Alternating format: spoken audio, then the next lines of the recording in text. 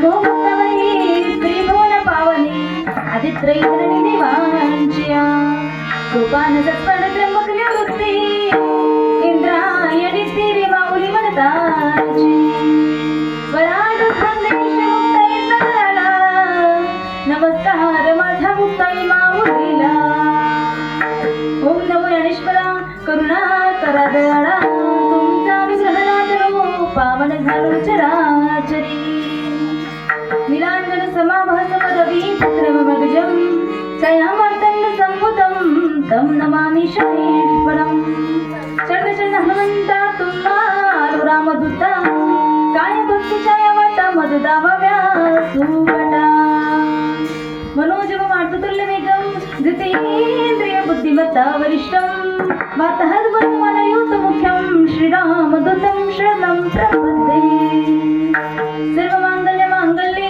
शिवे सर्वार्थ साधिके शरण्ये त्र्यंबके गौरी नारायणी नमस्ते या देवी सर्वभूतेषु शक्तिरूपेण संस्थिता नमस्तस्यै नमस्तस्यै नमस्तस्यै नमो नमः या देवी सर्वभूतेषु मातृरूपेण संस्थिता नमस्तस्यै नमस्तस्यै नमस्तस्यै नमो नमः अनादि अंबिका भगवती अनादि अंबिका भगवती अंबिका भगवती अनादि अंबिका भगवती परडी घेऊन हाती गोड परडी घेऊन हाती गोड परडी घेऊन हाती गोड परडी घेऊन हाती तो ज्ञानाचा पालकी तो ज्ञानाचा पालकी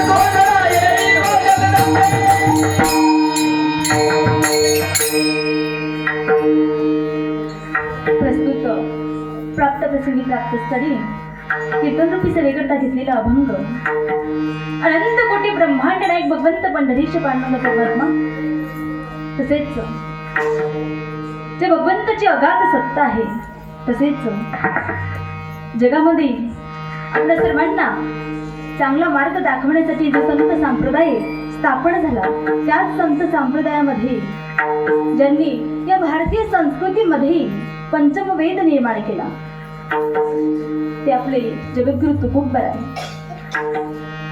त्यांचा 4 चरणांचा अभंग आजच्या इसेरीसाठी घेतलेला आहे. विठ्ठल विठ्ठल.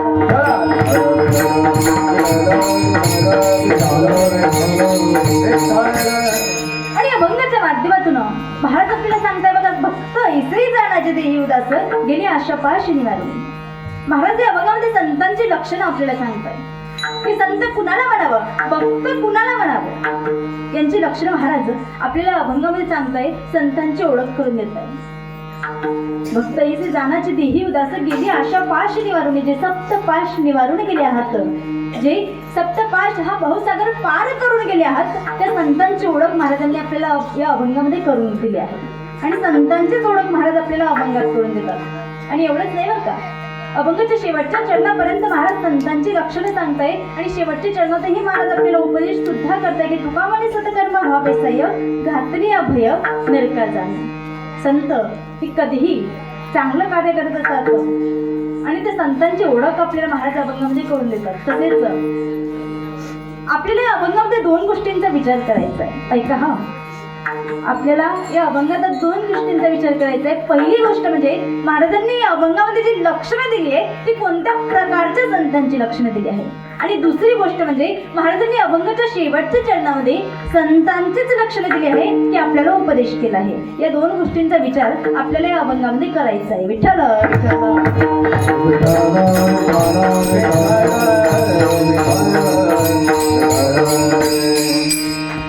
आजची ही सेवा की निमित्त माझ्या वाटेला आली आपल्या सर्वांना माहीत असून तरी कीर्तनकारचे सांगणे आद्य कर्तव्य असतात. संतांच्या परस्पर्शाने पवित्र झालेल्या आपल्या या पुण्यवान भूमीमध्ये सालावतप्रमाणे वर्ष 6वे आणि या 6व्या वर्षामध्ये सालावतप्रमाणे चालत असलेला अखंड हरिनाम संकीर्तन सप्ताह आणि या सप्ताहामध्ये आजची 4थ्या दिवसाची सेवा माझ्या वाटेला आली. तसेच तुम्हा सर्व गावकरी मंडळींच्या सहकार्याने चालू असलेले अखंड हरिनाम संकीर्तन सप्ताह श्रीमद भागवत महापुराण आहे. तसेच ज्यांच्या अमृतल्या वाणीतून आपण या कथेचे श्रवण करतोय ते आमच्या भक्तपरायण त्र्यंबकजी महाराज राऊत यांच्या अमृतल्या आणि रसारवाणीतून आपण भगवंत श्रीकृष्णांचे चरित्र इथं श्रवण करतोय. बघा, आपण जे भागवत महापुराण इथं श्रवण करतोय ना, भागवत महापुराण म्हटलं म्हणजे साधारण एखादा ग्रंथ नाही बरं का, साधारण एखादा ग्रंथ नाही, ग्रंथ नवी हा श्रीकृष्ण साक्षात भगवंताची शब्दमय प्रतिमूर्ती, वाङ्मय स्वरूप, शब्दमय प्रतिमूर्ती म्हणजे श्रीमद भागवत महापुराणे. आणि अशा या महापुराणाचे भगवंताचे लीला चरित्र आपण इथं श्रवण करतोय आणि भगवंताचा वास आपल्या गावामध्ये झालेला आहे. तसेच आजची ही सेवा ज्यांच्या सौजन्याने मला मिळाली, आमचे हरिभक्तपरायण श्री मंदा विजय सोनवणे, तसेच आजचे ज्यांचे अन्नदान होते शिवदास इरभान पालकर आणि भगवान सिरसाट, या चांगल्या कार्यामध्ये त्यांनी या अन्नदानाची सेवा इथं दिली. त्यांचे मी सर्व या सप्ताहाच्या आयोजकांकडून तसेच या कीर्तनाच्या माध्यमातून आभार मानते. आणि तसेच कीर्तनाला उपस्थित आमचे सर्व महाराज मंडळी, हो, मृदुंगाचार्य आमचे हरिभक्तपरायण शुभमजी महाराज असतील, तसेच गायनाचार्य आमचे सोपानजी महाराज आणि सचिनजी महाराज, तसेच नर्मदा आध्यात्मिक वारकरी शिक्षण संस्था तेथील हे सर्व वारकरी विद्यार्थी, तसेच आमचे हार्मोनियम वादक महाराज तेही इथं आहात, आमचे विनिकरी दादा तेही येत आहात, आमचे चोपदार बाबाही इथं आलात, त्यांच्या मनापासून आभार मानते. तसेच तुम्हा सर्वांपर्यंत जे आवाज पोहोचवण्याचं काम करते आमचे साऊंडवाले दादा तेही इथं उपस्थित आहात, त्यांचेही मनापासून आभार मानते. आणि तुम्हा सर्वांच्या सहकार्याने आमचे विकास दादा तोटे त्यांनी आमच्याशी संपर्क केला आणि त्यांच्या संपर्कामार्फत तुम्हा सर्वांच्या सेवेचा योग इथं घडून आला. तुम्हा सर्वांनी मला इथं पुन्हा एकदा बोलवलं, त्यासाठी तुम्हा सर्वांच्या मनापासून आभार मानते. आणि अभंगाचं निरूपण महाराज या व्यासपीठावरती येऊन इथं बोलावं इतपत ज्ञान माझ्याकडे आहे की नाही मला माहिती नाही, या व्यासपीठावरती महाराजांच्या अभंगावरती बोलावं इतपत ज्ञान माझ्याकडे आहे की नाही मला माहिती नाही, पण तुम्हा सर्वांच्या सेवेने, तुम्हा सर्वांच्या आशीर्वादाने, हो ऐसे मुक्तांच्या कृपा आशीर्वादाने हे जे व्यासपीठ मला इथे लाभलंय ना, नक्कीच या व्यासपीठावरती अभंगाचं पूर्ण निरूपण करण्याचा नक्की प्रयत्न करेल. विठ्ठल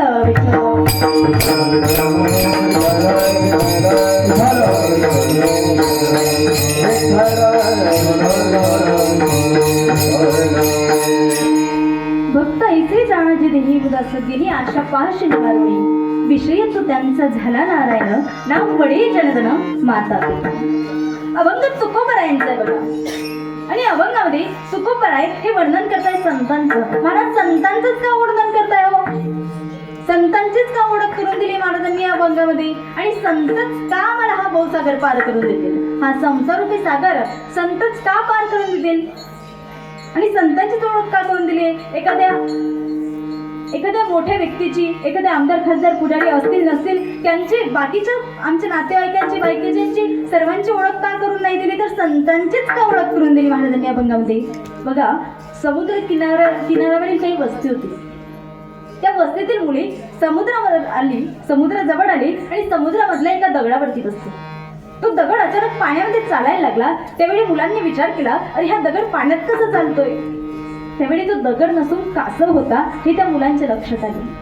तो दगड नसून कासव होता आणि तो कासव पाण्यामध्ये चालत होता. त्यावेळी एक मुलगा म्हटला, अरे हा तर कासव आहे, याप्रमाणे या समुद्रामध्ये असे कित्येक जीवजंतू असणार, तर हा समुद्र किती मोठा असणार. ऐका, हा या समुद्रामध्ये कित्येक जीवजंतू असे असणार, तर हा समुद्र किती मोठा असणार. तेव्हा एक दुसरा मुलगा म्हटला, अरे भाई समंदर बडा समंदर काहे का बडा, समंदर बडा समंदर काहे का बडा, वो तो पृथ्वी पर पड़ा इसलिए पृथ्वी बड़ी, इसलिए पृथ्वी बड़ी. पुन्हा दुसरा मुलगा म्हटला, अरे भाई पृथ्वी काहे की बड़ी, अरे भाई पृथ्वी काहे की बड़ी, वो तो शेषनाग के माथे पर पड़ी इसलिए शेषनाग बड़ा. पुन्हा दुसरा मुलगा म्हटला, अरे भाई शेषनाग काहे का बड़ा, अरे भाई शेषनाग काहे का बड़ा, वो तो शिवजी के गले में पड़ा इसलिए शिवजी बड़ा. अशीच त्यांच्यात चर्चा चालू झाली बघा. पुन्हा दुसरा मुलगा म्हटला, अरे भाई शिवजी काहे के बड़े, वो तो कैलाश पर्वत पर खड़े इसलिए कैलाश पर्वत बड़ा. अरे भाई कैलाश पर्वत काहे का बड़ा, अरे भाई कैलाश पर्वत काहे का बड़ा, उसे तो रावण ने कहीं बार उखाड़ा इसलिए रावण बड़ा, इसलिए रावण बड़ा. अरे भाई रावण काहे का बड़ा, अरे भाई रावण काहे का बड़ा, उसे तो बाली ने अपने बगल में दबाया इसलिए बाली बड़ा, इसलिए बाली बड़ा. अरे भाई बाली काहे का बड़ा, अरे भाई बाली काहे का बड़ा, उसे तो राम जी ने एक बाण में पछाड़ा इसलिए राम जी बड़े, इसलिए राम जी बड़े. अरे भाई राम जी काहे के बड़े, अरे भाई राम जी काहे के बड़े, वो तो हनुमान जी के हृदय में पड़े इसलिए हनुमान जी बड़े, इसलिए भक्त बड़े. म्हणून महाराजांनी आपल्याला अभंगामध्ये भक्तांचीच, संतांचीच ओळख करून दिली, कारण संतच आपला हा भवसागर, हा संसारूपी सागर पार करून नेतील. विठ्ठल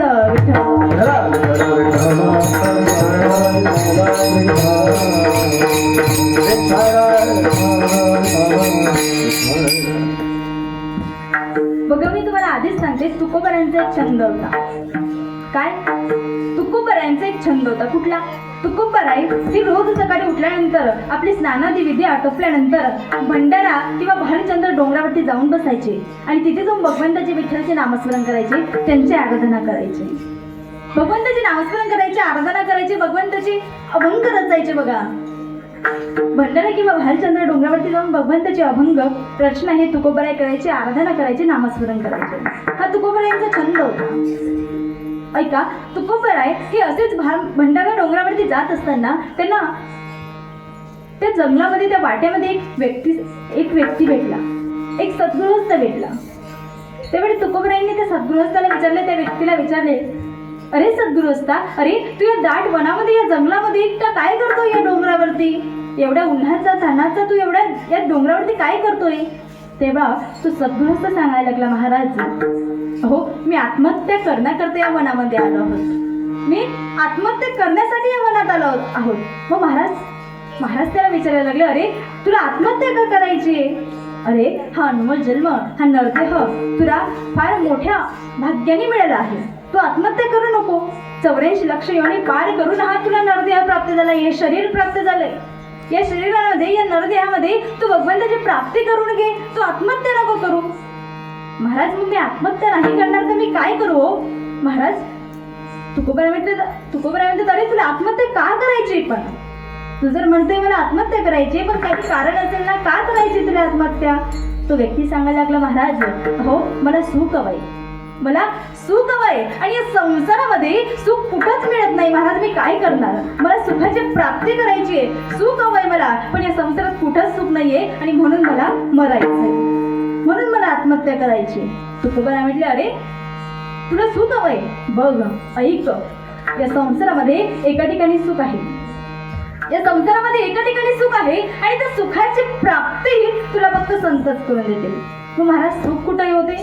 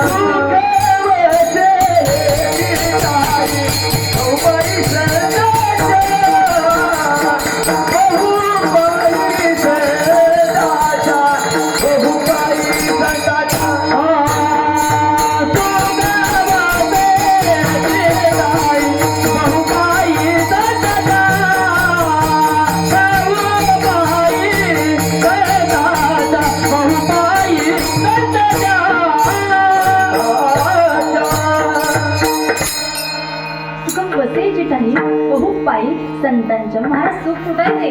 अरे या संसारामध्ये एका ठिकाणी सुख आहे पण त्या सुखाची प्राप्ती तुला फक्त संतच करून देतील. सुख वसे ठिकाणी बहु पायी संतांच्या, संतच सुखाची प्राप्ती तुला करून देतील. मग महाराज ते संत एवढे मोठे संत, ते एवढे ज्ञानी संत माझ्यासारखे अज्ञानाशी बोलतील तरी का हो? माझ्यासारखे अज्ञानाशी ते एवढे मोठे संत बोलतील तरी का? ते मला कशी सुखाची प्राप्ती करून देतील? महाराज त्यावेळी तुकोबराय सांगायला लागले, अरे संत हे उदार आहात, संत तुझ्याशी बोलतील सुद्धा, तुला सुखाची प्राप्ती सुद्धा करून देतील. पण महाराज सुख नेमकं आहे कुठं हो? सुख आहे कुठं संसारामध्ये? तर सर्व सुखाचे आग्रह बाप रखुमा देवीवर, सर्व सुखाचे आगर बाप रखुमा देवर. आणि सर्व सुखाचा आगर, सर्व सुखाचा सागर कुठं आहे? बाप रखुमा देवर. भगवंताच्या विठ्ठलाच्या चरणात जवळ सुख आहे आणि त्या भगवंताच्या चरणाजवळ जाण्यासाठी तुला त्या सुखाची प्राप्ती करण्यासाठी तुला संतच मार्ग दाखवतील. मग महाराज तुमच्या संतांनी मार्गही दाखवला असेल ना? हो, आमच्या संतांनी तो मार्गही दाखवलाय. मार्ग दावणीया गेली आधी दयानिधी संत ते. त्या संतांनी तो मार्ग सुद्धा सुखपर्यंत जायचं दाखवलं. त्यावेळी तो व्यक्ती पुन्हा महाराजांना विचारायला लागला, महाराज सुख कुठे ते मला कळलं हो, मला सुख कुठे ते कळलं, सुखाजवळ जाण्याचा मार्ग सुद्धा कळला. पण महाराज ज्याप्रमाणे आपण या गावाहून त्या गावाला जातो त्यासाठी काही वाहन लागतं, काही साधन लागतं, त्याचप्रमाणे या मार्गाने जाण्याकरता काही साधन तुमच्या संतांनी दाखवलं असेल ना? हो, ते साधनही आमच्या संतांनी दाखवलं आहे. ते साधन कुठलं? तर नामसंकीर्तनच साधन पैसे. नामसंकीर्तन साधन पैसोपे, नामसंकीर्तन साधन पैसोपे, नामसंकीर्तन साधन पैसोपे, नामसंकीर्तन साधन पैसोपे. जगतील पाचे गलमातरीचे, जगतील पाचे गलमातरीचे, गलगतीच्या यात गावे बंधनकरा, गलगतीच्या यात गावे बंधनकरा.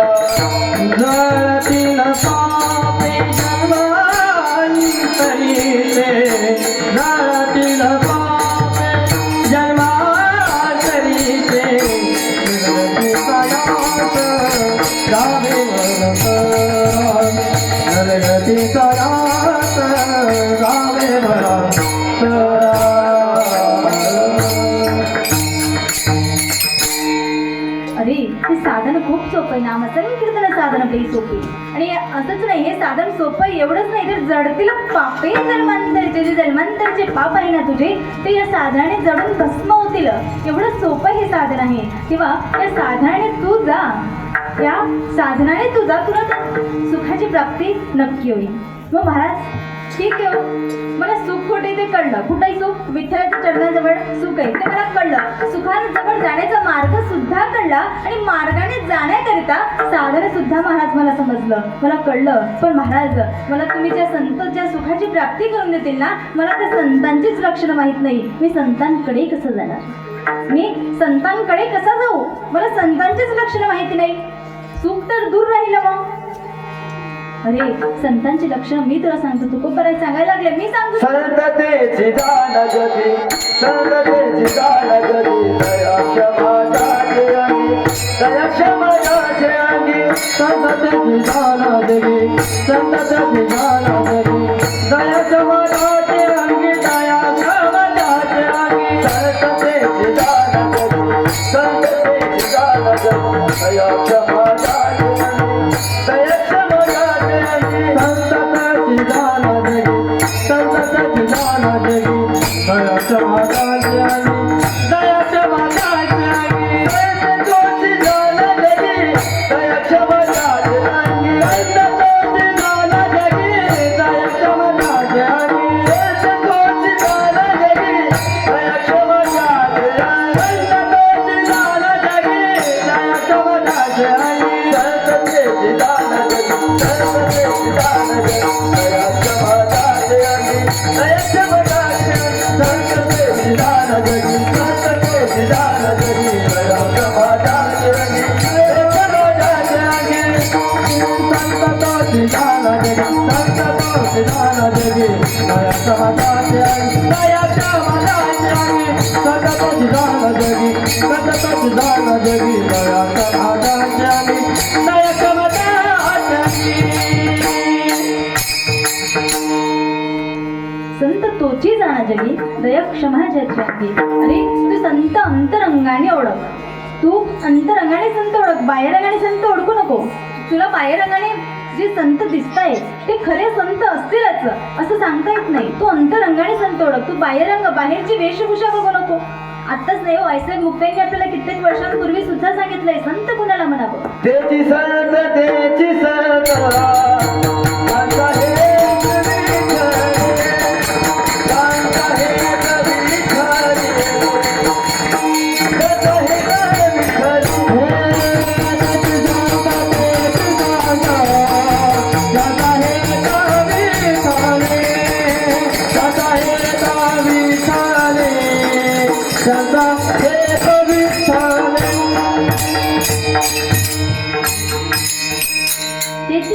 तेचे संत ज्यांचा हेतू विठ्ठल, ज्यांचा फक्त एकमात्र विषय भगवंत पांडुरंग परमात्मा, एकमात्र विषय म्हणजे भगवंत झाला असेल त्या संतांना तोडव. जे संत फक्त भगवंताच्या अधीन आहात त्या संत, ते अंतरंगाने तू संत ओळख. नाहीतर ते वरी भगवा झाला नामे अंतरी वश्य केला कामे, त्याला म्हणू नाही साधू जगी विटंबना बांधू. जे भगवे कपडे घालून गावात येतात, जटा वाढवून येतात, त्या प्रत्येकाला संत तुम्ही म्हणू नका बरं का, प्रत्येकाला संत म्हणू नका.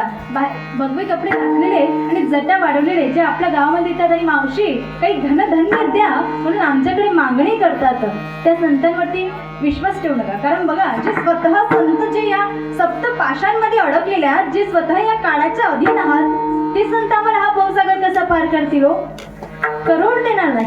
म्हणून जी संत भवसागर पार करून गेले ना, त्या संतांकडे आम्हाला जायचंय. त्यांची ओळख तुकोबरा इथं करून देतात आणि त्या संतांची ओळख करून देताना तुकोबरा सांगताय अभंगाच्या प्रथम चरणात.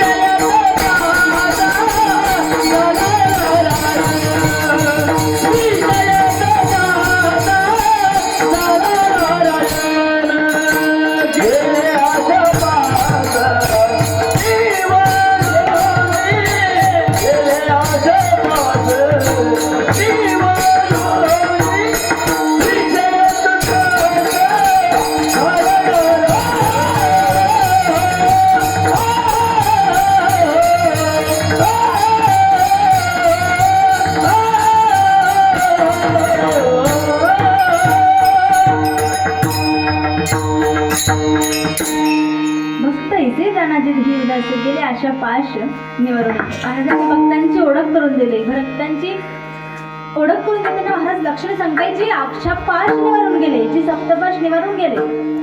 त्या संतांची ओळख महाराज इथं करून देतो. महाराज सप्तपाश कोणते हो? काळपाश, कर्मपाश, धर्मपाश, मायापाश, मोहपाश, जन्मपाश आणि एक म्हणजे बाह्यपाश. हे सप्तपाश जे निवडून गेले, जे काळाच्या पलीकडे गेले. काळपाश जे काळाच्या पलीकडे गेले, नव्हेच जन्मांच्या पलीकडे गेले, जे सर्व बाह्य पाश, जे सर्व सप्तपाश निवडून गेले ना, त्या सर्व संतांची ओळख महाराज आपल्याला अभंगामध्ये करून देतात. मग महाराज कुठले असे संत की जे सप्तपाश निवडून गेले आणि भक्त आम्ही म्हणावं कुणाला? भक्त इथे जाण्याचे देही उदास, मग देहावरती उदास झालेले जे आम्ही आमच्या देहावरती उदास झालो म्हणजे संत झालो का, भक्त झालो का? नाही. जे भगवंताच्या अधीन होऊन, भगवंताशी एकरूप होऊन, जे भगवंताला भेटायला गेले, नव्हेच ज्यांची एवढी साधना झाली, एवढंच नामस्मरण झालं, विठ्ठल विठ्ठल विठ्ठल विठ्ठल नामस्मरण करत करत करत करत नामस्मरण करत करत भगवंताला भेटायला गेले, भगवंताशी एकरूप झाले, नव्हेच एवढी साधना झाली हो की देव पहावया गेले, देव होऊन आले. देव होऊन आले. देवाला पाहण्यासाठी गेले भक्त, पण साक्षात देव रूप ते होऊन आले. सामान्य नाही बरं का, पुरावा आहे. महाविष्णूचा अवतार सखा माझा ज्ञानेश्वर, किंवा म्हणे रामेश्वर भट्ट द्विजा, तुका विष्णू नाही तुझ्या. हो, देवा एवढी साधना झाली, एवढंच नामस्मरण झालं की देवाशी भेटायला गेले, पण देवरूप ते संत झाले. आज काळाच्या डोक्यावरती पाय ठेवून ते संत मंडळी होते. आज तुकाराम तुकाराम नाम घेता, तुकाराम तुकाराम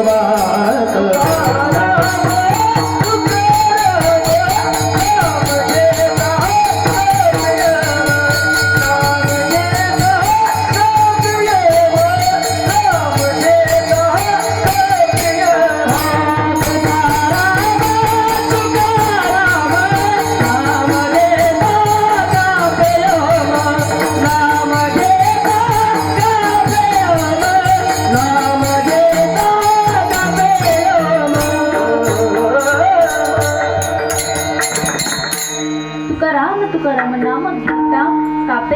काळाच्या डोक्यावरती पाय ठेवून ते संत मंडळी उभे आहात. तसेच महाराज म्हणताय भक्त इथे जाण्याचे देही उदास गेले आशा पाश निवरून. महाराजांनी भक्तांची ओळख करून दिली. महाराज एक सामान्य पुरुष तोच संत असेल का? नाही. महाराज संतांची लक्षणं सांगत असताना महाराजांनी सांगितलं बघा, आधी तुम्ही अंतरंगाने संत ओळखा, बाहेरंगाने संत ओळखू नका, कारण एक सामान्य पुरुष तोही संत असू शकतो. महाराज सामान्य पुरुष कोण? कुठले सामान्य पुरुष संत होऊन गेले? कुठले सामान्य पुरुष संत होऊन गेले? बघा, फार आहात खरं तर संत मंडळी हे सामान्यच असतात आणि ते सामान्य संत मंडळीच फार मोठे. आज आपण त्यांचे चरण स्पर्श करतो. महाराज त्यातीलच एक उदाहरण देते. संत सावतामाडी असतील हो. साधारण होते काय, आपलं शेत आपल्या मळा निंदत होते, आपल्या मळा निंदत होते. एक वेळेस नामाला आणि ज्ञानाला गर्व झाला बघा, अहंकार झाला. नामाला आणि ज्ञानाला अहंकार झाला की आम्हीच देवाचे आवडते भक्त, आम्हीच विठ्ठलाचे पांडुरंगाचे आवडते भक्त. त्यावेळी त्यांचे गर्व तोडण्याकरता, अहंकार तोडण्याकरता, त्यांचा गैरसमज दूर करण्याकरता भगवंताने त्यांची परीक्षा घेतली. पांडुरंगाने परीक्षा घेतली. त्यांना सांगितलं, अरे मी लपतो आणि तुम्ही मला पकडा. त्यावेळी देव लपण्यासाठी कुठे गेले हो? देव लपण्यासाठी कुठे गेले तर सावता महाराजांच्या मड्यामध्ये देव लपण्यासाठी गेले. सावता महाराज आपला मळा निंदत होते आणि मागून ज्ञाना आणि मागून पांडुरंग पर्वत मारले. ते सावता महाराजांना सांगायला लागले, म्हणायला लागले, अहो सावता महाराज, अहो मला कुठे लपवाओ, 2 चोर माझ्या मागे लागल्यात, मला कुठे लपवा. त्यावेळी सावता माडी म्हटले, अहो देवा, अहो मी तुम्हाला कुठे लपवणार हो? या सृष्टीच्या नियंत्याला, सृष्टीच्या दात्याला, ज्याच्यापासून या सृष्टीची निर्मिती झाली आहे ते साक्षात भगवंताला पांडुरंगाला कुठे लपवणार हो मी? देवा तुम्हाला मी नाही लपवू शकत. पांडुरंग पर्वतमा म्हटले, अरे 2 चोर माझ्या मागे लागले, मला पटकन कुठेही लपवा. त्यावेळी सावता माडी आपला मळा निधून होते, हातात खुरपे होते. त्याच खुरप्याने सावता महाराजांनी काय तर आपले हृदय कापले आणि आपल्या हृदयामध्ये भगवंताला पांडुरंगाला स्थान दिले. साठविला जातच राहील. धन्य त्याची माता, धन्य त्याचा पिता, साठविला जाता त्रैलोक्याचा, साठविला जाता त्रैलोक्याचा, साठविला जाता त्रैलोक्याचा. धन्य त्याची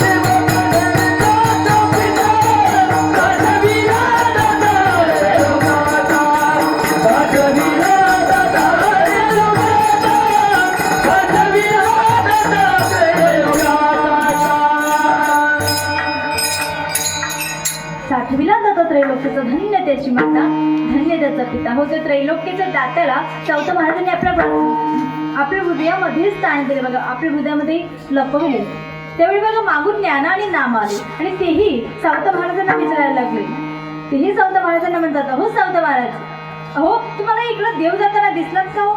त्यावेळी सावता महाराज म्हणतात, हो नाही हो, आज मला देव दिसलेच नाही. पण बघा, ज्यावेळी सावता महाराजांनी भगवंताला आपल्या हृदयामध्ये लपवले असते त्यावेळी भगवंताच्या पितांबराचा एक काठ बाहेर राहिला असतो आणि भगवंताच्या पितांबराचा काठ हा सावता महाराजांना दिसला नव्हता आणि त्या भगवंताच्या पितांबराचा काठ हा नामाला आणि ज्ञानाला दिसला. त्यावेळी त्यांचे गर्व तुटले, त्यावेळी त्यांचा गैरसमज दूर झाला.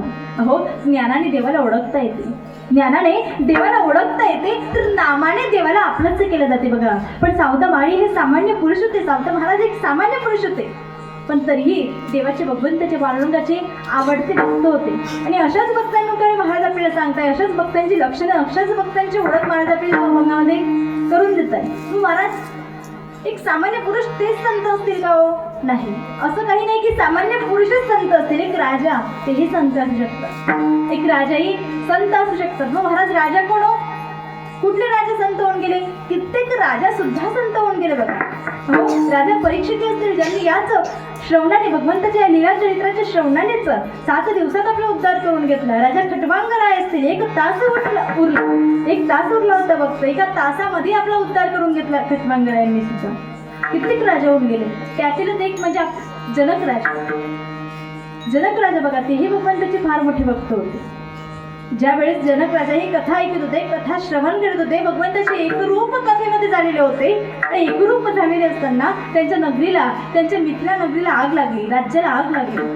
मिथिला नगरीला आग लागली आणि प्रधानजी सांगायला आले, महाराज आपल्या नगरीला आग लागली हो, काहीतरी करा, आपली मिथिला नगरी जळते महाराज, काहीतरी करा. पण तरीही महाराज एक कथेमध्ये मग्न होते. महाराज कथेमध्ये मग्न झाले असताना राज्याला आग लागली, राज्यामध्ये आग प्रवेश करू लागली, राजवाड्यामध्ये आग आली, राजवाडा जळायला लागला. प्रधानजी पुन्हा सांगताय, महाराज राजवाड्यामध्ये आग शिरते, काहीतरी करा. प्रधानजी पुन्हा सांगताय, तरीही महाराज कथेमध्ये मग्न होते.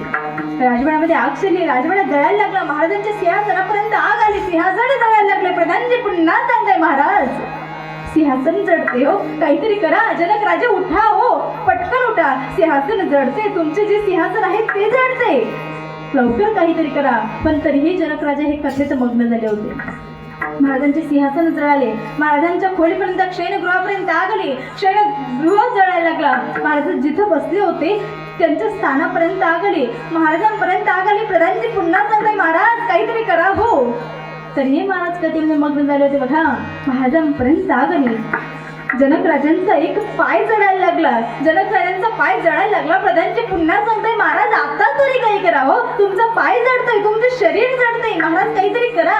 त्यावेळी जनकराजे काय म्हटले, अहो प्रधानजी घाबरू नका, प्रधानजी घाबरू नका. अहो जे माझं आहे ना ते जडणार नाही, जे माझं आहे ते जडणार नाही, आणि जे माझं नाही ते जडणार. मग महाराज ते जडणारी राज्य महाराजांचे नव्हते काय?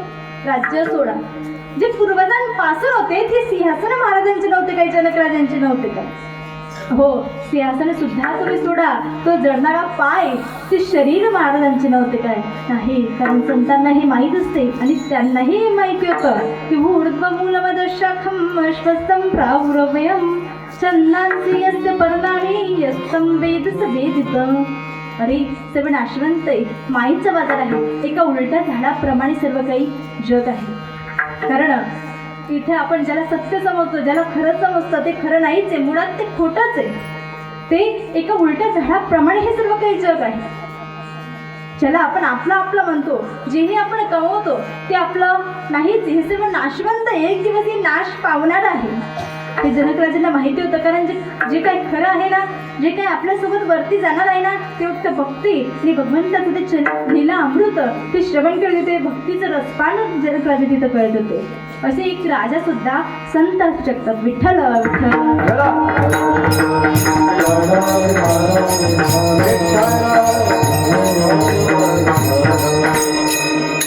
हो महाराज, एक सामान्य पुरुष किंवा एक राजा म्हणजे एक पुरुषच संत असू शकतो का?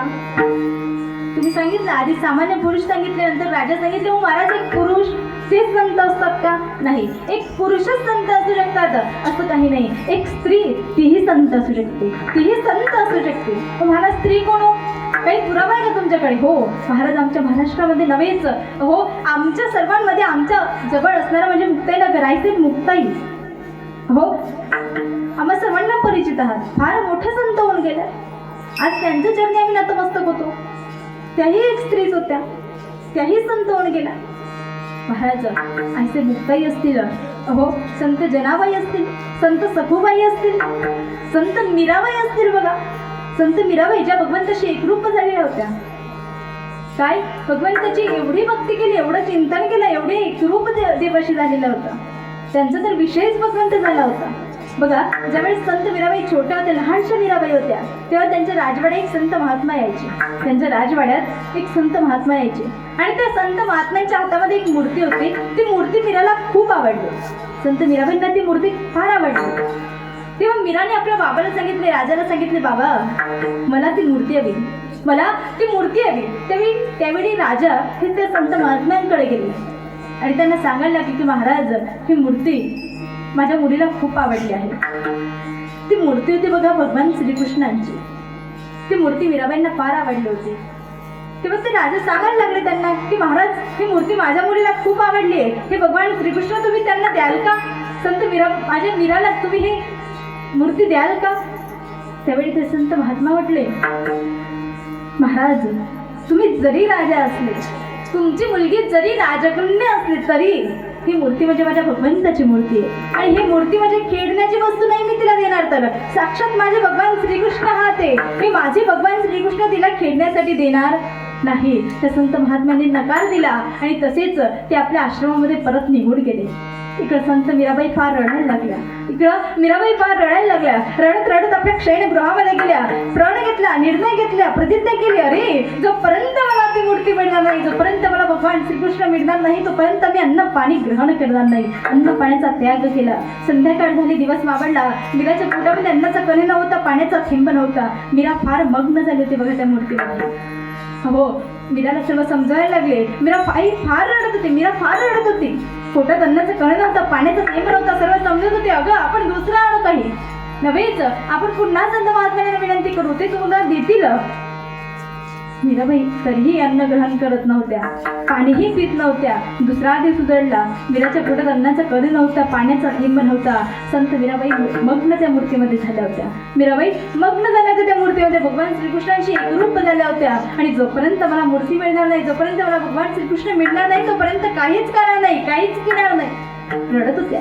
पोटात अन्नाचा कण नव्हता, पाण्याचा थेंब नव्हता, रडत होत्या. मग्न झाल्या होत्या बघा संत मीराबाई. ऐसी लागे लगन मीरा हो गई मगन, तो गली गली हरी गुण गाणे लगे. एक रूप झाल्या होत्या भगवंताशी. तिसरा दिवस उजळला. मीराबाईंच्या पोटात अन्नाचं कण नव्हतं, पाण्याचा थेंब नव्हता. असे कित्येक दिवस निघून गेले. पुन्हा राजा संत महात्म्यांकडे गेली, विनंती केली, महाराज आता माझी मुलगी फार रडते हो, माझी मीरा फार रडते. कित्येक दिवस झाले पोटात अन्नाचं कण नाही, पाण्याचा थेंब नाही, काहीही करा आणि ही मूर्ती तिला द्या. तरीही संत महात्मे नाही म्हटले आणि राजा आपल्या राजवाड्यामध्ये परत निघून आले. बघा इकडे मीराबाई फार रडत होत्या. कित्येक दिवस झाले पोटात अन्नाचं कण नव्हता, पाण्याचा थेंब नव्हता. पण इकडे ज्यावेळी त्या संत महात्म्यांनी नैवेद्य घेतला, दहीभात काढविला, नैवेद्य भगवंतापुढे श्रीकृष्णापुढे ठेविला, विनंती करायला लागले, देवा जेवी जेवी बा विठ्ठला दही भात काढविला, देवा या नैवेद्याचा स्वीकार तुम्ही करा. त्यावेळी भगवंतांनी तो नैवेद्याचा स्वीकार केला नाही का? अरे माझा भक्त तिकडे 2-3 दिवस जरी उपाशी आहे, त्याच्या पोटात अन्नाचं कण नाही, पाण्याचा थेंब नाही आणि इकडे मी हा नैवेद्य स्वीकारू मुळीच नाही. त्यांनी तो नैवेद्य स्वीकारला नाही आणि भगवान श्रीकृष्णांच्या डोळ्यातून सुद्धा अश्रू गळायला लागले. त्यावेळी त्या संत महात्म्यांना समजले, कळले, अरे ती मुलगी तिकडे रडते म्हणून आपले भगवंत इकडे दुःखी झाले आहेत आणि ती मुलगी तिकडे उपाशी आहे म्हणून आपले भगवंत इकडे हा नैवेद्य स्वीकारत नाहीये. आपल्या भगवंताच्या मनामध्ये सुद्धा मीराकडे जाण्याचा विषय आहे, मीराला भेटण्याची इच्छा आहे. आपल्या भगवंतांना सुद्धा मीराकडे जायचंय. संत महात्म्यांना कडून चुकले बघा. आणि त्या संत महात्म्यांनी भगवान श्रीकृष्णांची ती मूर्ती घेतली आणि पडत पडत पडत पडत पडत पडत राजवाड्यामध्ये आले. महाराज मीराकोटे महाराज, मीराकोटे महाराज, मीराकोटे मीराच्या क्षयन गृहामध्ये गेले आणि संत मीराबाईंना ती भगवंत श्रीकृष्णांची मूर्ती दिली बघा. मीराला ज्या वेळेस ती मूर्ती मिळाली त्यावेळी मीराबाईंना इतका आनंद झाला, इतक्या आनंदाने मीराबाई नाचू लागल्या, गाऊ लागल्या बघा. हो पत घुंगरू बांध मीरा नाचवे किंवा नाचूंगी नाचूंगी नाचूंगी मी तो खरे गुण गाव का नाचूंगी. एवढा आनंद संत मीराबाईंना झाल्या आणि मीराबाई या नाचायला लागल्या, गायला लागल्या. बघा विचार करा, हो पोटामध्ये कित्येक दिवस अन्नाचा कण नव्हता, पाण्याचा थेंब नव्हता, पण फक्त विषय संत मीराबाईंचा भगवंत पांडुरंग पर्वतमध्ये श्रीकृष्ण मीराबाईंचा विषय झाला होता आणि म्हणून भगवंताची ती मूर्ती त्यांना हवी होती, बाकी काही नाही. बघा व्यक्ती बदलला म्हणजे विचार बदलला, विषय बदलला. विचार बदलला म्हणजे विषय बदलला, व्यक्ती बदलला म्हणजे विषय बदलला, विचार बदलला म्हणजे विषय बदलला. पण महाराजांनी आपल्याला या अभंगामध्ये एकच विषय सांगितलाय, अभंगाचा द्वितीय विषय तो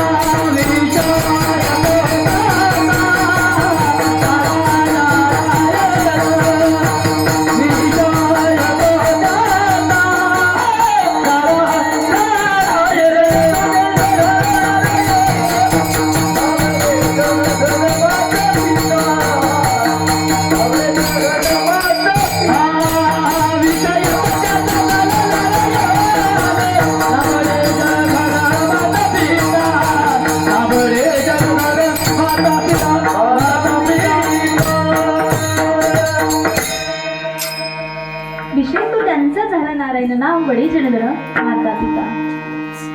तेवढे संत मीराबाईंचा विषय सुद्धा भगवंताची ती मूर्ती भगवान श्रीकृष्ण संत मीराबाईंचा विषय झाला होता. अहो त्याचप्रमाणे ज्यांचा विषय म्हणजे फक्त एकमात्र पांडुरंग परमात्मा ज्यांचा विषय झाला होतो, विषय झालेला असतो एकमात्र, बाकी काहीच नाही, फक्त भगवंताशी त्यांचं नातं जोडलेलं असते, एकरूप झालेले असतात. अशा संतांची ओळख महाराज आपल्याला अभंगामध्ये कळून देतात. महाराज असेच बघा संत गोरा कुंभार गोरोबा उदरनिर्वाहासाठी माती आणायची, चिखल तयार करायची, तुडवायचे, मडके तुडवायचे, मडके विकायचे आणि त्या मडके विकण्यावरती त्या मडक्यांवरती गोरोबा काकांचा उदरनिर्वाह चालायचा. याचप्रमाणे बघा हो गोरोबा काकांनी माती आणली, चिखल तयार केला आणि तुडवायला सुरुवात केली. माती आणल्यानंतर चिखल तयार केला, तुडवायला सुरुवात केली. पायाने चिखल तुडणं सुरू होते, मुखामध्ये भगवंताचे नामस्मरण सुद्धा चालू होते. पांडुरंग हरी पांडुरंग हरी पांडुरंग हरी पांडुरंग हरी असे नामस्मरण मुखामध्ये चालू होते. पायाने चिखल तुडवणं चालू होते आणि पायाने चिखल तुडवत असताना मुखामध्ये भगवंताचे नामस्मरण चालू असताना यामध्ये ते मग्न झाले होते. आधी तर त्यांचा विषय पांडुरंग झालेलाच होता, आधी विठ्ठल त्यांचा विषय झालेलाच होता, पण नामस्मरण चालू असताना सुद्धा पायाने चिखल तुडवणं चालू होते, मुखामध्ये नामस्मरण चालू होते आणि त्यामध्ये ते मग्न झाले होते. गुरुबा काका मग्न झाले होते बघा. आणि ते मग्न झालेले असताना त्यांच्या पत्नीने त्यांना सांगितलं, त्यांची पत्नी पाणी संपलं हे बघते आणि त्यांची पत्नी गोरोबा काकांना म्हणते, अहो ऐका ना, अहो मी घड्यातलं पाणी संपलं आहे, मी विहिरीवरती मी पाणी घेऊन येते, मी बाहेर जाते आणि पाणी घेऊन येते, तोपर्यंत तुम्ही बाळाकडे लक्ष द्या.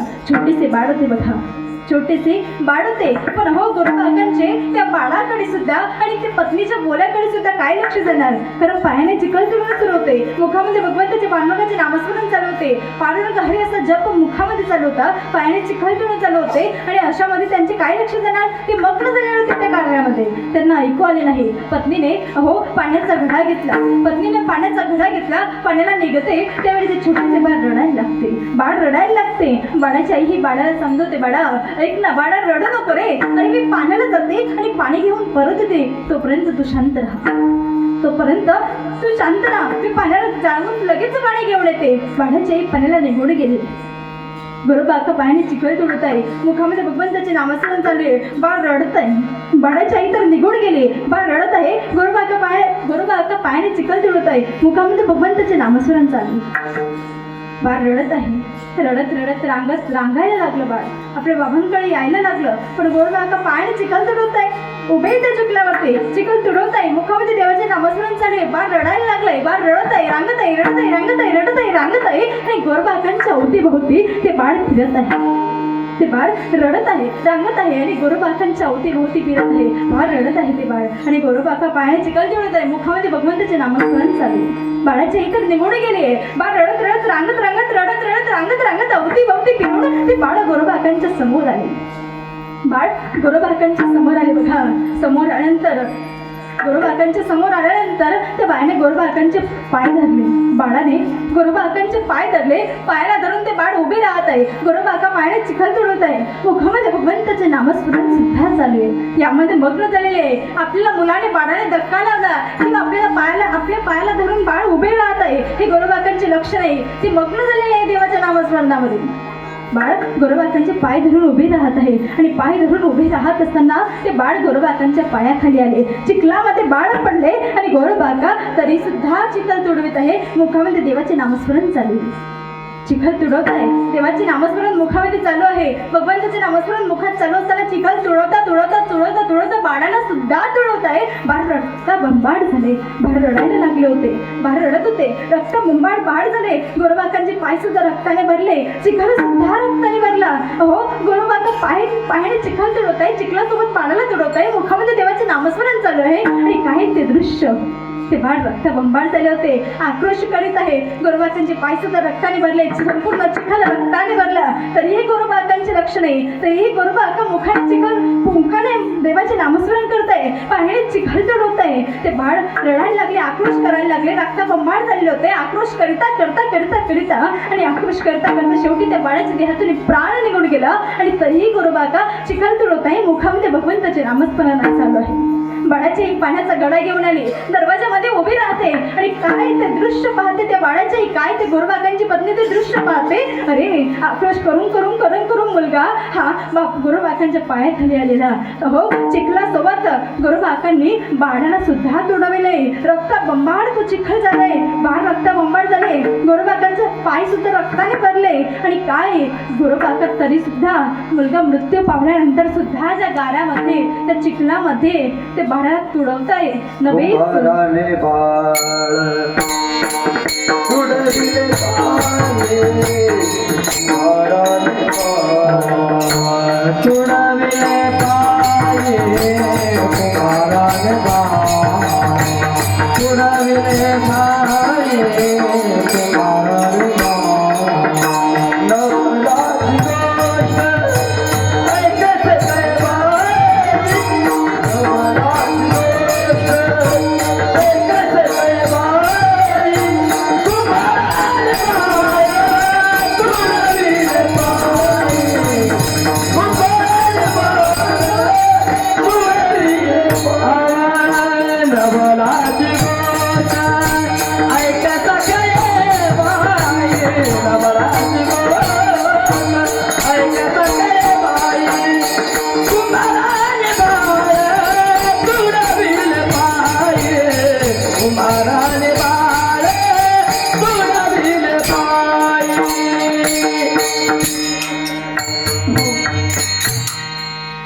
गोरोबाकांची पत्नी मुलगा मृत्यू पावल्यानंतर सुद्धा गोरोबाकांची पत्नी ते दृश्य पाहते. काय मुलगा मृत्यू पावलेला आणि गोरोबाकाने चिखलासोबत बाळाला सुद्धा तुडविले. एवढंच नाही, तरीही मुखामध्ये भगवंताचे नामस्मरण चालू आहे. तरी पांडुरंग हरी पांडुरंग हरी पांडुरंग हरी असं जप मुखामध्ये चालू आहे. गोरोबाकाची पत्नी ते दृश्य पाहते, डोक्यावरचा पाण्याचा घडा तसा तसा खाली टाकते. हो, तुम्ही हे काय केलं, तुम्ही काय केलं, हे माझ्या बाळाला का मारलं, तुम्ही हे काय केलं. हो, गोरोबाकांची पत्नी सुद्धा आक्रोश करायला लागते, रडायला लागते. तरीही गोरोबाकांचे लक्ष नव्हते. गोरोबाकांची पत्नी त्यांना हलविते आणि चिखलाच्या बाहेर काढते. त्यावेळी त्यांचे लक्ष लागते. नवलाची गोष्ट ऐक सखी बाई, कुंभाराने बाळ तुडविले पायी. हो, काय स्वतःचा मुलगा स्वतःच्या पायाखाली मृत्यूमुखी पडला, मृत्यू पावला, पण तरीही गोरोबाकांचे लक्ष नव्हते. विषय तो त्यांचा झाला नारायण. त्यांचा विषय एकमात्र पांडुरंग परमात्मा, एकमात्र भगवंत त्यांचा विषय झाला होता. त्यांचेही काय लक्ष जाणार बघा, तेही तिथं काय करणार. विठ्ठल विठ्ठल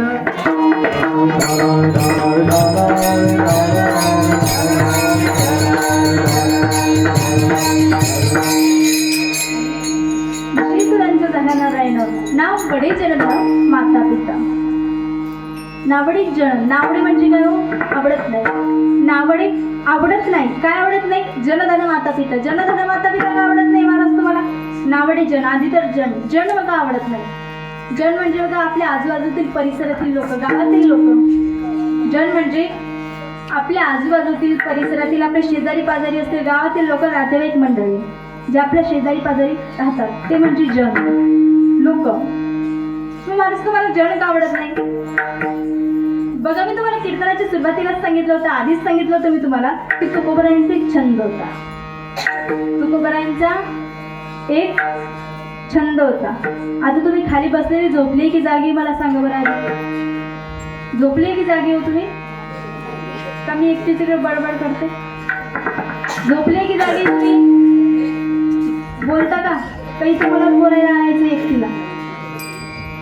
झोपले की जागी तुम्ही, जागी का, बरं ठीक आहे, तुम्ही जागी आहे. मग मला सांगा, मी कीर्तनाच्या सुरुवातीला सांगितलं होतं तुकोबरायांचा एक छंद होता. कुठला छंद सांगितला होता मी तुकोबरायांचा, तुकोबरायांचा छंद सांगितलं होता मी तुम्हाला. कुठला सांगितला होता, नळी फुंकली सोनारे निघून तिकडे. हा, गेले वारे, गेले तर गेले वारे. पण तुम्ही जागी म्हणताय किंवा मला तरी वाटतं तुम्ही झोपले. तुम्ही झोपले असणार अर्ध कीर्तन. आता तरी जागी व्हा. आता जागी व्हायचे दिवस झाले खरं तर, जागी व्हा. तुकोबरायांचा छंद मी तुम्हाला सांगितलं होता. तुकोबराय त्यांचा एक छंद होता. कुठला तर भंडारा किंवा आमच्या जर डोंगरावरती तुकोबराय जायचे. तिथे जाऊन काय करायचे, काय करायचे, भगवंताची आराधना करायची, नामस्मरण करायचे, भजन करायचे, अभंग रचायचे देवाचे. आणि ज्यावेळी तुकोबराय हे भंडारा किंवा बाहेरच्या डोंगरावरती जाऊन बसायचे, भगवंताचे नामस्मरण करायचे, त्यावेळी त्यांची पत्नी जिजाऊ आईसाहेब ही त्यांच्यासाठी शिजोरी घेऊन जायची, त्यांच्यासाठी भाकरी घेऊन जायची. आणि त्यावेळी त्यांच्या गावातील लोक, तुकोबारायांच्या आजूबाजूतील जी लोक होती ना, त्यांच्या गावातील लोक ही तुकोबारांना म्हणायची, तुकोबा, हे तुकोबा, अरे त्या बंडाला डोंगरावर येऊन काय करतोस रे? गर्दी जिजाऊ संसार सांभाळते, हे असे काय चालू आहे? अरे माझ्या भगवंतापासून मला दूर करतात, म्हणून ही जण आवडत नाही. आणि जण म्हटलं म्हणजे आपल्या सर्वांना माहिती हो, ते घोड्यावर सुद्धा चालू देत नाही आणि पायावर सुद्धा चालू देत नाही, अशी ही जण. आणि म्हणून ही जण आम्हाला आवडत नाही. विठ्ठल विठ्ठल.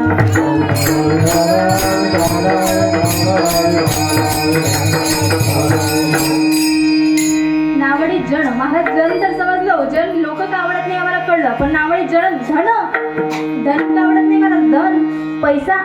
कोणी असं ज्याला पैसा आवडत नाही? कुणाला पैसा आवडत नाही? तुकोबा नाही सांगते बरं का, धन आवडत नाही, पैसा आवडत नाही. का आवडत नाही मला पैसा? तू का म्हणे धन, धनासाठी घेते प्राण. आज पैशासाठी कोण कोणाला मारेल सांगता येत नाही. भाऊ भावाला मारतो, भाऊ बहिणीला मारतो, मुलगा धनाची या मागे कैकाळाचा लागा, म्हणून या धन खोटा कासा. महाराजांनी सुंदर प्रमाण दिलं. काय दिलं? धनाची या मागे कलिकाळाचा लाग, म्हणून संग खोटा त्याचा.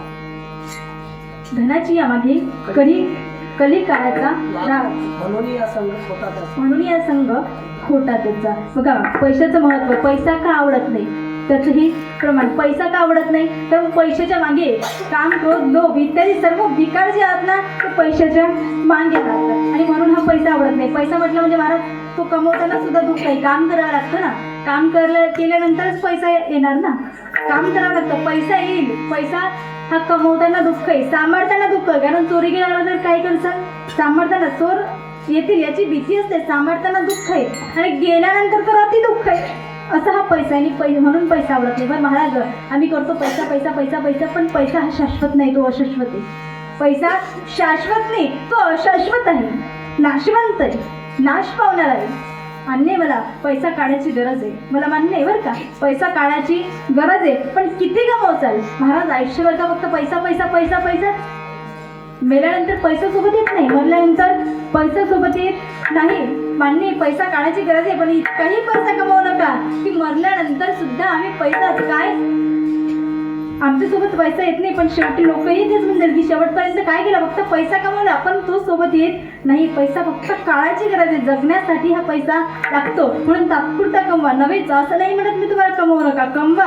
हो काम करा, आयुष्यभर दिवसभर काम करा, पण दिवसभर काम करत असताना अरे जिंदगी जब तक रहेगी फुर्सत न होगी काम से, जिंदगी जब तक रहेगी फुर्सत न होगी काम से, कुछ समय ऐसा निकालो प्रेम करो भगवान से, प्रेम करो भगवान से. काही क्षण का होईना देवासाठी काढा, काही क्षण नामस्मरण करा.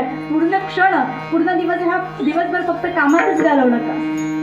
हो मान्य मला पैसा काढायची गरज आहे, पण पैशाने काय मिळते महाराज? पैशाने घर मिळते हो मोठे, काय पैशाने मोठं घर मिळतं. हो मान्य मला, पैशाने घर मिळतं पण सुख समाधान मिळत नाही.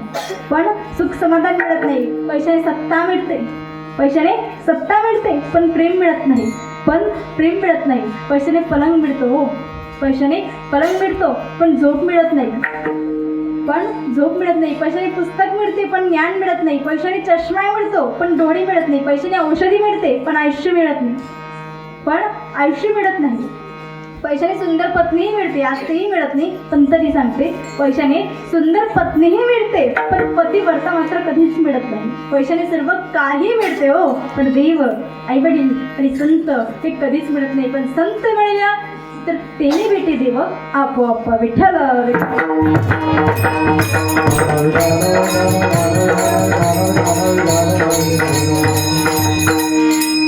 नावडी जनधन माता पिता. मग महाराज जनधन जर तुम्ही सांगितलं पण तुम्हाला माता पिता का आवडत नाही महाराज?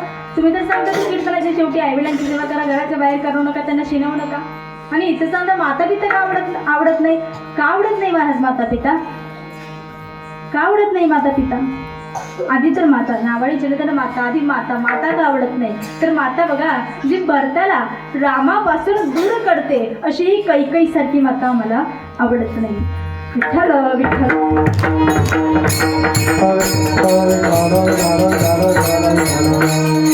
हो महाराज, तुम्हाला कैकेयी सारखी माता आवडत नाही मान्य हो, पण दशरथ राजे तर तसे नव्हते ना. नाही मग पिता कुठली आवडत नाही हो, पिता कोणती आवडत नाही तर बघा हो, हिरण्यकश्यपू सारखा पिता आम्हाला आवडत नाही. महाराज हिरण्यकश्यपू सारखा पिता म्हणजे काय हो, नेमकं काय हो? हिरण्यकश्यपूचा मुलगा म्हणजे भक्त प्रल्हाद. ही प्रल्हाद भक्त प्रल्हादांचा विषय सुद्धा नारायण झाला होता. विषय तो त्यांचा झाला नारायणाचा हो. ते प्रत्येक क्षणी नारायण नारायण नारायण नारायण नारायण नारायण नारायण नारायण या नामाचा उच्चार ते करायचे. नारायण या नामाचा उच्चार करायचे, नामस्मरण करायचे. तर हा हिरण्यकश्यपू म्हणजे नारायणाला आपला शत्रू मानत असे. ते नारायणाला भगवंताला श्रीहरी विष्णूंना शत्रू मानत असते. त्याला राग यायचा, क्रोध यायचा की माझा मुलगा माझ्या शत्रूचे नाव घेतो. त्यावेळी बघा ते हिरण्यकश्यपूने भक्त प्रल्हादांना मारण्याचे कित्येक प्रयत्न केले. आधी तर समजावून सांगितले, त्यांनी ऐकले नाही. समजावून सांगितलेलं ऐकले नाही, ठीक आहे. मारण्याचे किती प्रयत्न केले बघा. तुमचा पर्वतावरून शिखरावरून खाली फेकले, कढईतल्या कडक तेलात टाकले. नव्हेच तुम्ही ऐकायलाच मिळेल आता तुम्हाला या भागवतामध्ये ती कथा. कढईतल्या कडक तेलात टाकले, अहो उंच दऱ्या खोऱ्यातून खाली फेकले. एवढंच नाही बघा, हिरण्यकश्यपूची बहीण भक्त प्रल्हादांची आत्या होलिका, या होलिकेला वरदान प्राप्त होते, ती अग्नीत जळू शकत नाही. या होलिकेने प्रल्हादांना आपल्या मांडीवरती घेतले आणि ती अग्नीमध्ये जाऊन बसले. प्रल्हादांना आपल्या मांडीवरती घेतले आणि ती अग्नीमध्ये बसली. पण त्यावेळी भक्त प्रल्हादांचा एक केस न जळता होलिका स्वतः जळली. कारण जाको राखे साह्या मान सके ना कोई, ज्याला देव तारी त्याला कोण मारे. साक्षात भगवंत ज्यांना राखणारे होते त्यांना कोण मारणार हो. तेवढी हिरण्यकश्यपूला फार संताप आला, राग आला हो. कारण शेवटी प्रल्हादांना काहीच नव्हतं, होलिका स्वतः जळली होती. हिरण्यकश्यपूला फार संताप आला, राग आला. अरे एवढे प्रयत्न करून सुद्धा हा प्रल्हाद मरत नाही, एवढे प्रयत्न करून सुद्धा हा मरत नाही. नेमकं आता काय करावं. संतापामध्ये रागामध्ये हिरण्यकश्यपूने प्रल्हादांना विचारले, अरे नारायण नारायण करतो, कोठेही तुझा नारायण. प्रल्हादांनी सांगितले की अरे अहो या कणाकणामध्ये माझा नारायण आहे, या कणाकणामध्ये माझा नारायण आहे. मला मस्त पकी डोकी कहावत आहे, पहचान सके तो पहचान, कण कण में है मेरा भगवान, कण कण में है मेरा भगवान. या कणाकणामध्ये माझा भगवंत आहे, माझा भगवंत. तुम्हाला हे दिसू शकतो नव्हेच, तुमचा भगवंतही तुमच्याजवळ आहे. पण आधी तुमचा अभिमान तुम्ही बाजूला ठेवा. आधी अभिमान ज्यावेळी बाजूला ठेवसाल ना तेव्हा तुम्हाला दिसेल. कारण तिल में तेल है चकमक में आगे, तिल में तेल है चकमक में आगे, जाग सके तो जाग, तेरा साई तेरे पासे, तेरा साई तेरे पासे. तुमचाही भगवंत तुमच्या जवळ आहे पण तुम्हाला दिसत नाही. कारण आधी तुमचा अभिमान बाजूला ठेवा, त्यावेळी तो भगवंत तुम्हाला दिसेल. हिरण्यकश्यपूला संतापाला राग आला. रागात विचारले, देव कुठेही तुझा नारायण. सांगितलं कणाकणात माझा नारायण आहे, भिंतीत माझा नारायण आहे नव्हेच, या खांबात सुद्धा माझा नारायण आहे. आणि संतापामध्ये हिरण्यकश्यपूने त्या खांबावरती लात मारली हो. खांबावरील लात मारलेले दुर्जने स्तंभे नारायण प्रगटले हो. साक्षात त्या खांबातून नारायणाचा अवतार म्हणजे नरसिंह महाराज प्रगटले बघा. आणि नरसिंह महाराज प्रगटल्यानंतर त्यांनी हिरण्यकश्यपूचा वध करण्यासाठी ते प्रगटले, ते प्रल्हादांचं संरक्षण करण्यासाठी प्रगटले. पण बघा की हिरण्यकश्यपूला काही वरदान प्राप्त होते. हिरण्यकश्यपूची वरदान आहे का हा, त्याला दानव मानव मारू शकत नाही. दानव आणि मानव हे दोन्ही त्याला मारू शकत नाही. त्याला सकाळी मारू शकत नाही, रात्री मारू शकत नाही. स्वर्ग लोकात, मृत्यू लोकात, पाताळात, स्वर्ग मृत्यू पाताळ तिन्ही लोकात त्याला मारू शकत नाही. सकाळी मारू शकत नाही, रात्री मारू शकत नाही, अस्त्राने मारू शकत नाही, शस्त्राने मारू शकत नाही, घरात मारू शकत नाही, बाहेरही मारू शकत नाही, असे वरदान त्याला होते. पण बघा नरसिंह महाराज हे दानव नव्हते, मानव नव्हते. त्यांचं वरचं तोंड म्हणजे सिंहाचं आणि खालचं धड म्हणजे मानवाचं, असे हे नरसिंह महाराज होते. आणि त्यांनी नरसिंह भगवान होते बघा. आणि ते नरसिंह भगवंतांनी सकाळी नाही, रात्री नाही, भर संध्याकाळी, घरात नाही, बाहेर नाही, बरं उंबरठ्यामध्ये घेऊन, स्वर्ग मृत्यू पाताळ तिन्ही लोकात नाही, आपल्या मांडीवरती घेऊन, अस्त्राने नाही, शस्त्राने नाही, तर आपल्या नखाने त्याचे पोट फाडले आणि त्याचा वध केला. मग पिता कोणता आवडत नाही तर असा हा हिरण्यकश्यपूसारखा पिता जो माझ्या भगवंतापासून मला दूर करतो, असा हा पिता आम्हाला आवडत नाही. विठ्ठल महाराज,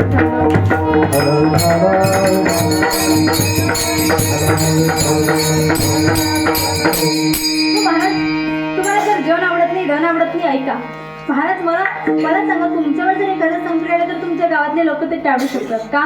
माझ्यावर संकट आलं तर माझ्या गावातील लोक ते नक्कीच टाळू शकतील. गावातले लोक चढा, तुमच्या गावातील लोक जन ते सोडून द्या. तुम्ही पैशाने संकट टाळू शकता, पण तुम्हाला पैसाही आवडत नाही. नव्हेच, प्रत्येक आईवडील आपल्या मुलावरती आलेले संकट ते टाळत असतात. प्रत्येक आईवडील संकट टाळत असतात मुलावरचं. पण तुम्हाला आई वडीलही आवडत नाही, माता पिता आवडत नाही. महाराज संकट आला तर कोण टाळेल? अभंगाच्या तृतीयच्या निर्वाणी गोविंद से मागे पुढे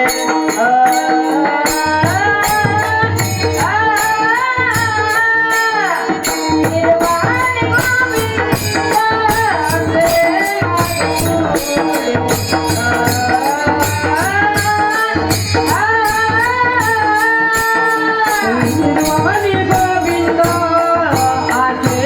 मागे पुढे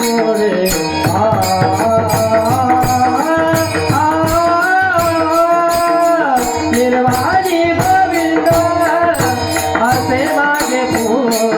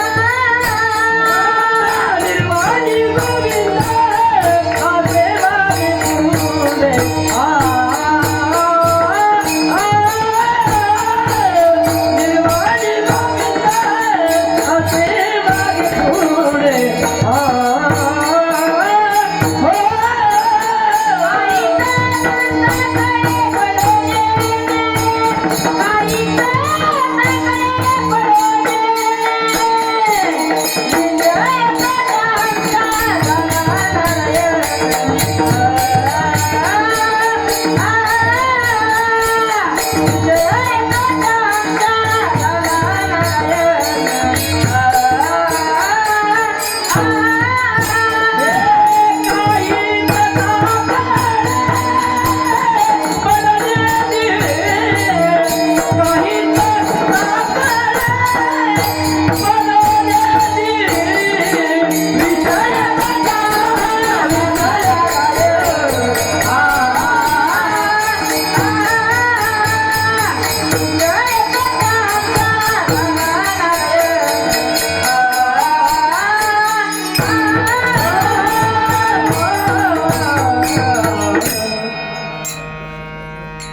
निर्वाणी गोविंद असे मागे पुढे काहीच साकडे पडून नाही. महाराज तुमच्यावर संकट आलं तर कोण धरणार? तेवढी महाराज संकट आहे. निर्वाणी गोविंद असे मागे पुढे काहीच साकडे पडू नये. माझा भगवंत, माझा निर्वाणी गोविंद, माझा भगवंत माझ्या मागे आणि पुढे आहे. तो माझ्यावर कुठलेच कसलेच कोणतेच संकट पडू देत नाही. तो माझे प्रत्येक संकटातून तो माझी रक्षा करतो. महाराज तुमचा भगवंत तुमच्या मागच्या आणि पुढचेही संकट टाळतो का? हो, माझा भगवंत मागच्या आणि पुढचेही संकट टाळतो. महाराज काही पुरावा आहे का हो की कुणाचे संकट तुमच्या भगवंताने मागे पुढे राहून तारले? हो, कित्येकांचे संकट माझ्या भगवंताने मागे आणि पुढे राहून तारले. बघा, पुढे राहून तारले अर्जुनाचे. ज्यावेळी महाभारताचे युद्ध चालू होते, महाभारताचे युद्ध चालू असताना अर्जुनाचा सारथी बनवून भगवान श्रीकृष्णाने अर्जुनाचे संकट तारले. त्याला युद्धामध्ये त्याची रक्षण केले, त्याला मार्ग दाखविला योग्य. आणि बघा, मागे राहून तारले हे द्रौपदीचे वस्त्रहरण चालू असताना, द्रौपदीचे वस्त्रहरण चालू असताना बघा, ज्या वेळेस द्रुत क्रीडेमध्ये पांडव हारले होते आणि कौरव जिंकले होते, द्रुत क्रीडेमध्ये पांडव हारले होते आणि कौरव जिंकले होते, त्यावेळी कौरवांचा राजकुमार दुर्योधनाने दुःशासनाला सांगितले, दुःशासना जा आणि आण त्या द्रौपदीला. त्यावेळी द्रौपदीला आणण्यासाठी दुःशासनाला सांगितलं, द्रौपदी चल, तुला बोलवलंय मालकाने. त्यावेळी द्रौपदी म्हटली, भाऊजी, अहो मी तुमची वहिनी आहे, तुम्ही मला अशा एकेरी भाषेत कसे हाक मारू शकता? दुःशासन म्हटलं, अगं वहिनी कसली, आमची नोकराणी तू आता झाली आहे. चल, तुझे पती हरले दुर्त किती वेळे, आमची नोकराणी झाली, आता तू मोलकरीण झाली आहे. चल, आता तुला राजसभेत बोलवले आहे. द्रौपदी म्हटली, भाऊजी, मी एक क्षत्राणी आहे, मी राजसभेत येऊ शकत नाही. तसेच मी एकेरी वस्त्र धारण केले, मी राजसभेत येऊ शकत नाही. त्यावेळी दुःशासन म्हटलं, अगं कसली क्षत्राणी, चल, आमची नोकराणी झाली. त्या दुःशासनाने द्रौपदीचे ऐकलं नाही आणि भर सभेमध्ये तिचे केस धरून तिला ओढत भर सभेत आणल्यानंतर दुर्योधन म्हटलं, अगं द्रौपदी, एक तर लग्न होऊन माझ्या मांडीवरती बस, एक तर माझी पट्टराणी हो, नाहीतर या भर सभेत तुझे वस्त्रहरण केलं जाणार. द्रौपदी म्हटले दुर्योधना, अरे मी तर तुझ्या मांडीवरती बसणार नाही, पण ज्यावेळी भीमाचा गदा तुझ्या मांडीवरती बसणार ना, त्या रक्ताने मी माझे केस धुणार, ज्या केसाला तू स्पर्श केलाय. हो, अरे ज्या केसाला या दुःशासनाचा स्पर्श झालाय ते केस मी तुझ्या रक्ताने धुणार. बघा, त्यावेळेस तिचे ऐकलं नाही आणि भरत सभेमध्ये द्रौपदीचे वस्त्रहरण चालू होते. भरत सभेत द्रौपदीचे वस्त्रहरण चालू असताना बघा, हो सभेमध्ये मोठे मोठे रथी महारथी शूर वीर महापराक्रमी महापराक्रमी राजे बसले होते नव्हेच. हो, द्रोणाचार्य असतील, भीष्माचार्य असतील, हो द्रौपदीचे 5 पतीही सभेमध्ये बसले होते, पण सर्वांच्या माना मात्र खाली वाकल्या होत्या. द्रौपदीला समजले आता यांच्यात आपले रक्षण कुणीच करू शकत नाही. त्यावेळी द्रौपदीने फक्त त्या भगवंताचा, त्या श्रीकृष्णाचा धावा सुरू केला. कुठे गुंतला द्वारिकेच्या राया, बेडका सखायला येला देवा, तुम विना मोरी कोण कबरले, गोवर्धन गिरिधारी देवा, तुझ्याशिवाय मला आता इथं कुणीच वाचवू शकत नाही. त्यावेळी त्या द्रौपदीचा धावा हस्तिनापुरातून द्वारकेत गेला. भगवंत जेवढ्या ताटावर उठले आणि गरुडाला सांगितलं, गरुडा तयार हो, आपल्याला हस्तिनापुरात जायचे. हस्तिनापुरात भगवंत आले, वस्त्र अवतार धारण केला आणि वस्त्र अवतार धारण करून द्रौपदीला वस्त्र पुरविले, तिचे रक्षण केले. बघा, निर्वाणी गोविंद असले मागे पुढे, आणि माझा भगवंत माझ्या मागे आणि पुढे राहून सुद्धा संकट टाळतो. फक्त त्या भगवंताचा दावा केला पाहिजे. द्रौपदीचे संकट टळले, अर्जुनाचे संकट टळले. आणि असंच नाही की तो भगवंत हा फक्त व्यक्तींचे, माणसांचे हे संकट टाळतो, असंच नाही तर तो भगवंत पशूंचे सुद्धा संकट टाळतो. गजेंद्राचे सुद्धा रक्षण त्या भगवंताने केले होते. गजेंद्राचे सुद्धा संकट टाळले होते. गजेंद्राने सुद्धा त्याला मनापासून हाक मारली होती फक्त. आणि आपणही जर भगवंताचा धावा केला, भगवंताला हाक मारली, तर भगवंत आपली सुद्धा संकट टाळायला येणार. पण असंच फक्त संकट आल्यानंतर देवा तुला का आम्हीच दिसतो काय असं म्हणून तिथं चालणार नाही बरं का. आम्ही आमचं आयुष्य जगत असताना आमच्या आयुष्यामध्ये जेही सुखदुःखाचे प्रसंग येतात, जे काही सुखदुःखाचे प्रसंग येतात, ते सुख असल्यानंतर आम्हाला देवाची आठवण येत नाही, पण दुःख आले म्हणजे देवा तुला का आम्हीच दिसलो का आपण असं म्हणतो. पण नाही, आलिया भोगासी असावे सादर. जे काही आपण भोग भोगतो ना, ते आपलंच काहीतरी प्रारब्ध संचित क्रियामान असेल, आपलेच काहीतरी कर्म, आणि तेच आपले पुढे येत आहात. पण हो, कुठलंही संकट येत असताना आपण फक्त भगवंताचा मनाने धावा केला पाहिजे. मनाने धावा केल्यानंतर नको केलं करू कोणत्या गोष्टीचा, पती लक्ष्मीचा जाणत असते. आपण देवाचं नामस्मरण केल्यानंतर प्रत्येक चिंता, प्रत्येक खेद आवडीने भावे हरिनाम दिसी, तुझी चिंता त्यासी सर्व. आपली प्रत्येक चिंता भगवंत पांडुरंग परमात्मा हा निवारून घेईल, म्हणून त्या देवाचा धावा आपण रोज केला पाहिजे. आता सर्वांनी एकदा हाताने टाळी वाजवायची आणि मुखाने नामस्मरण करायचं. विठोबा रघुमाई, विठोबा रघुमाई,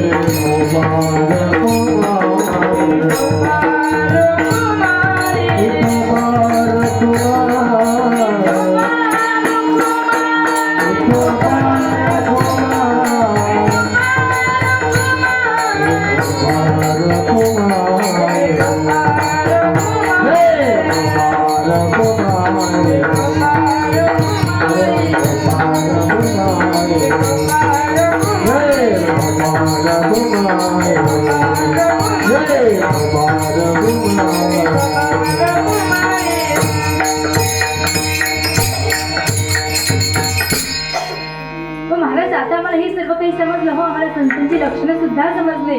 पण महाराज आता हे सर्व करण्याकरता, ते देवाची प्राप्ती करण्याकरता आम्ही नेमकं काय करावं आणि कसं वागावं हे आम्हाला सांगा. अभंगाच्या शेवटच्या तुका म्हणे सत्य करी भावे साय, तुका म्हणे सत्य करी भावे साय, तुका म्हणे सत्य कर्म भावे साय, तुका म्हणे सत्य कर्म भावे साय, तुका म्हणे सत्य करी भावे साय, तुका म्हणे सत्य करी भावे साय, तुका म्हणे सत्य कर्म भावे साय.